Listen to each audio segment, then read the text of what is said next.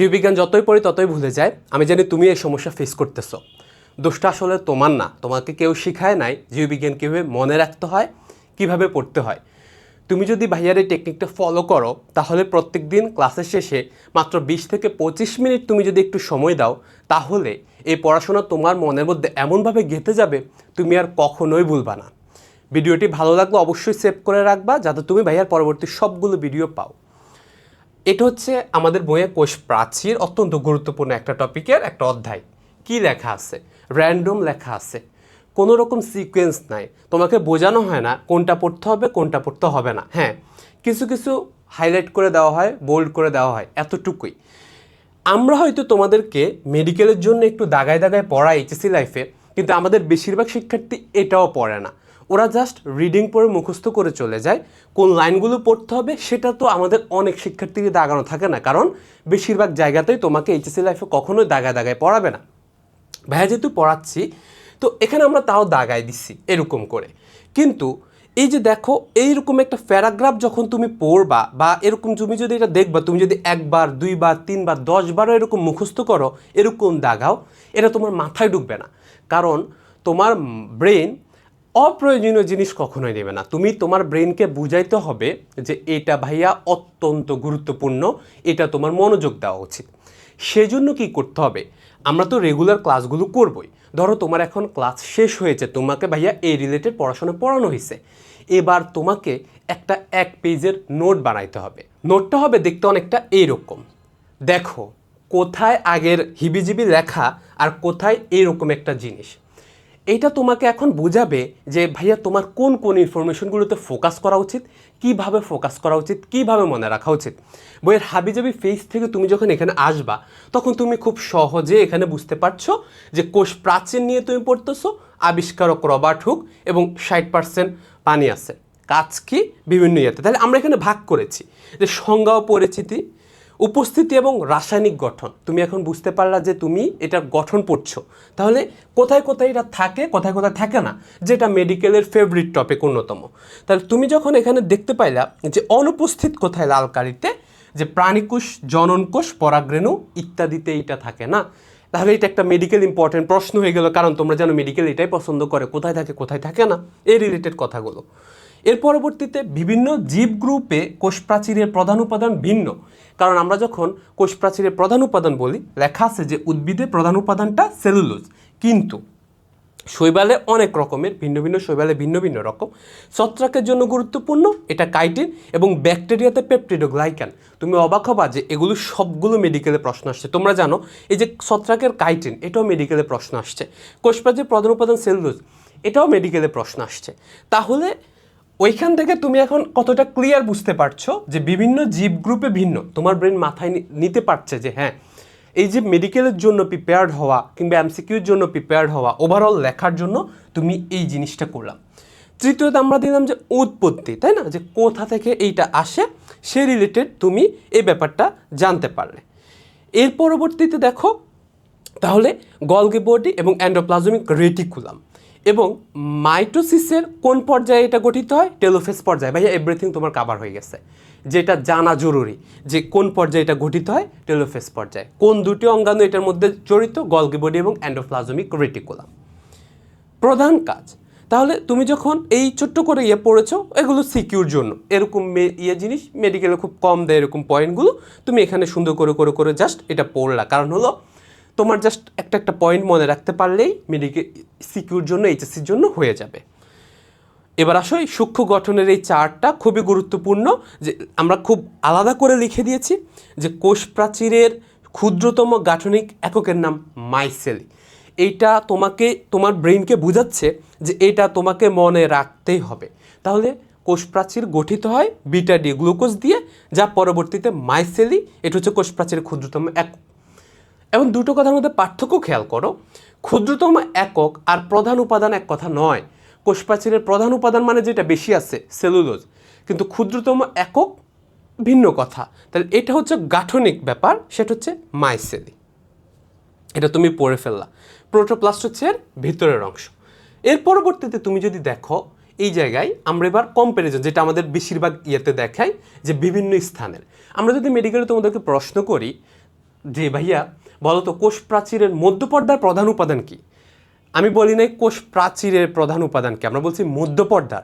তো আমাদের শিক্ষার্থীরা সবাই উত্তর দিবে সেলুলোজ। তুমিও দিবা, স্বাভাবিক কথা, দোষটা তোমার না, তোমাকে কেউ এভাবে পড়ায়নি, তুমি নিজেও পড়নি। তাহলে তুমি যদি 30 মিনিট নিজে নিজে এই জিনিসগুলো আইডেন্টিফাই করো যে অ্যাকচুয়ালি আমি কি শিখলাম, তুমি যদি এটা বলতে পারো, তাহলে মধ্যপর্দার উপাদান হচ্ছে, তোমরা জানো ক্যালসিয়াম বা ম্যাগনেসিয়াম পেকটেট হচ্ছে মধ্যপর্দার প্রধান উপাদান। আর প্রাথমিক প্রাচীরের উপাদান হচ্ছে সেলুলোজ, যেটা বেশি পরিমাণ থাকার কারণে কোষ প্রাচীরের গাঠনিক উপাদান আমরা সেলুলোজকে ধরবো।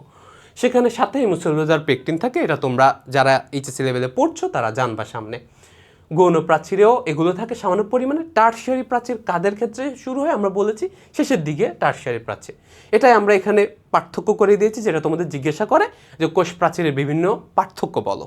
তাহলে তুমি একটা পার্থক্য শিখলা যে এটা প্রথমে গঠিত, এরপরে গঠিত, এরপরে গঠিত। দেখো তোমার ব্রেন এখন ইজিলি নিতে পারছে যে মধ্যপর্দা সবার আগে, প্রাথমিক তারপরে, গৌণ তারপরে, এই জন্য নামটা প্রাইমারি সেকেন্ডারি। রাসায়নিক পেকটিন প্রধান, সেলুলোজ প্রধান, লিগনিন যুক্ত থাকে। এটার কাজ হচ্ছে কোষকে যুক্ত রাখা। আর প্রাথমিক প্রাচীর এটার কারণেই বৃদ্ধি সম্ভব হয় এবং সর্বশেষ দৃঢ়তা প্রদান করা। অবস্থান দেখো, মধ্যপর্দা সবখানে থাকে, প্রাথমিকটা নতুন কোষে সৃষ্টি হয় এবং পরবর্তীতে গৌণ কোষে, স্থায়ী কোষে গিয়ে আমাদের এই গৌণটা সৃষ্টি হয় পরবর্তী। তাহলে তোমার ব্রেন এখন যে যে ইনফরমেশনগুলো মেডিকেলের জন্য যাওয়া জরুরি সেগুলো তোমার ব্রেন মুখস্থ করে ফেলছে।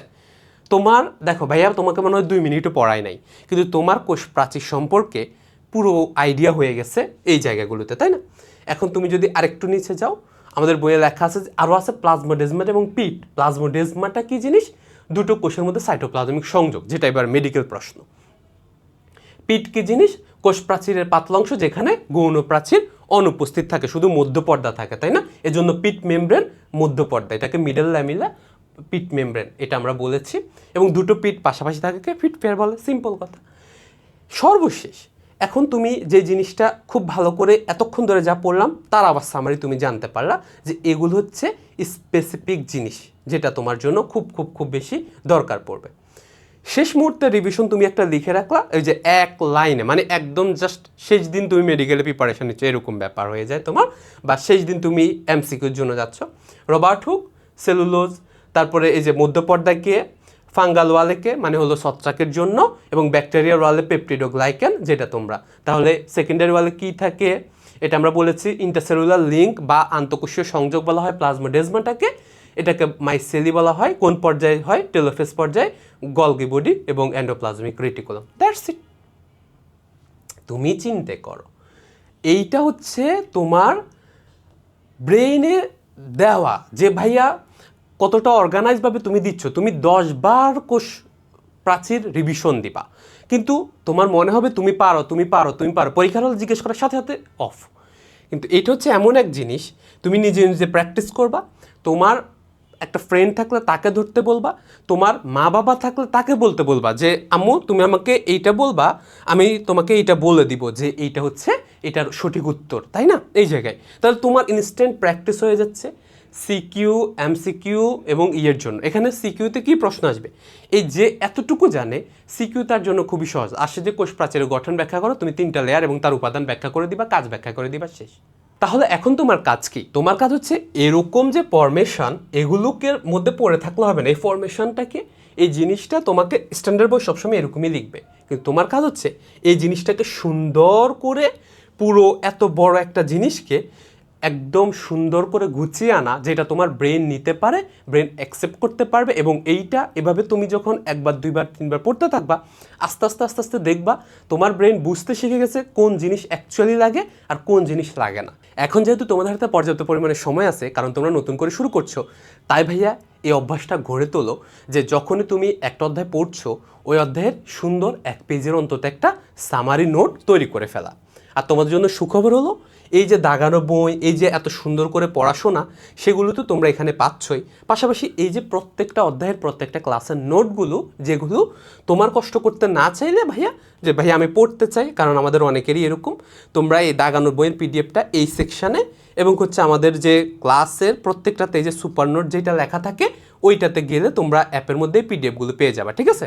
সো এইচএসসি 28 ব্যাচ তোমাদের জন্য ভাইয়াদের প্রজেক্ট ডিএমসিয়ান 4 শুরু হচ্ছে। তোমরা জানো যে এখানে ভাইয়া তোমাকে physics, chemistry, biology, medical, English, medical GK, মেডিকেলের একদম পুরো 8 বিষয় তুমি এইখানে সুন্দর করে একাডেমিক এবং প্রি মেডিকেল সম্পূর্ণ প্রিপারেশান নিয়ে নিবে। আমার উদ্দেশ্য তুমি একবারে এখন থেকে এইচএসসিতেই অ্যাডমিশনের জন্য সুন্দর করে প্রস্তুত থাকো, যাতে তুমি খুব রিল্যাক্সে ভালোভাবে সুন্দর করে ঢাকা মেডিকেল কলেজে চান্স পেয়ে যেতে পারো, ঠিক আছে। সো আমরা এই মাস থেকে ক্লাসগুলো শুরু করছি।